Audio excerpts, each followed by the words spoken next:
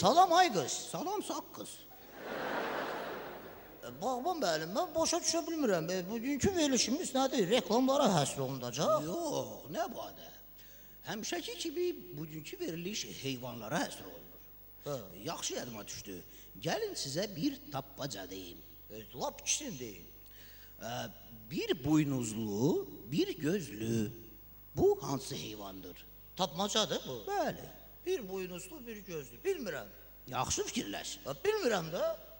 Bir buynuzlu, bir gözlü, inək tinlə baxır. Nəysə, deyirəm bəlkə keçək mövzumuza. Keçək. Bugünkü verilişimizin mövzusu heyvanlarla bağlı atalar sözüdür və bu atalar sözünün müasir izahatıdır. Atalar sözünün müasir izahatı. Görək də, buyurun. Açqımı da götürmədim. Misal üçün, pişiyin əli ətə çatmayanda deyir xarab olub. Nə deməkdir? Rəsul Quliyev Bakıya gəlməyəndə deyir samolyotu xarab olub. Bilin də mən deyim. Buyurun.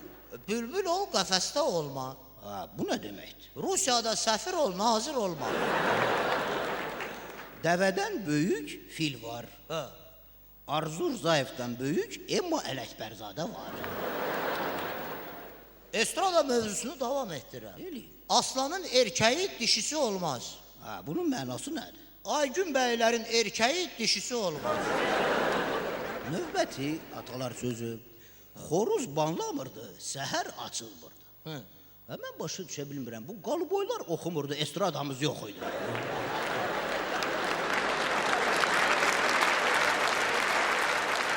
Yılanın ağına da lənət, qarasına da lənət. Bu nə deməkdir? Michael Jackson'un ağına da lənət, qarasına da lənət.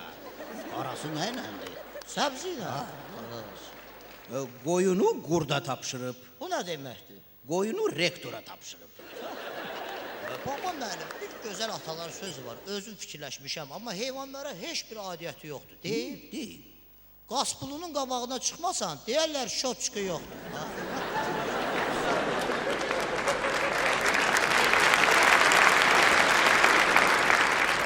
Və nəhayət, yeməmisən qaz ətini, bilmirsən ləzzətini. Yeməmisən qaz ətini, bilmirsən quş qripinin ləzzətini. Əla.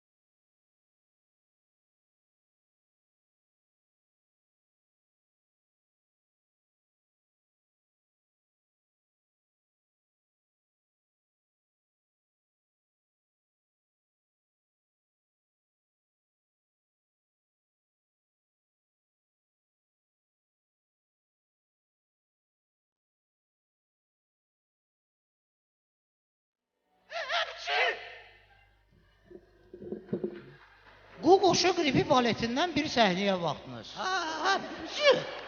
Aparıb yandırın bunu, əziz tamaşaçılar. Sağ olun.